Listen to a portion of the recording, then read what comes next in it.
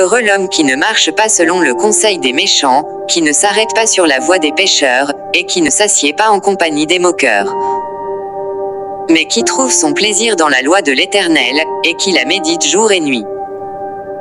Il est comme un arbre planté près d'un courant d'eau, qui donne son fruit en sa saison, et dont le feuillage ne se flétrit point, tout ce qu'il fait lui réussit. Il n'en est pas ainsi des méchants, ils sont comme la paille que le vent dissipe.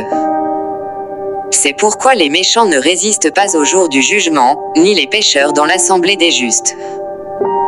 Car l'Éternel connaît la voie des justes, et la voie des pécheurs mène à la ruine. Psaume 2. Pourquoi ce tumulte parmi les nations, ces vaines pensées parmi les peuples? Pourquoi les rois de la terre se soulèvent-ils et les princes se liguent-ils avec eux contre l'Éternel et contre son oint? Brisons leurs liens, délivrons-nous de leurs chaînes. Celui qui siège dans les cieux rit, le Seigneur se moque d'eux. Puis il leur parle dans sa colère, il les épouvante dans sa fureur. C'est moi qui ai oint mon roi sur Sion, ma montagne sainte.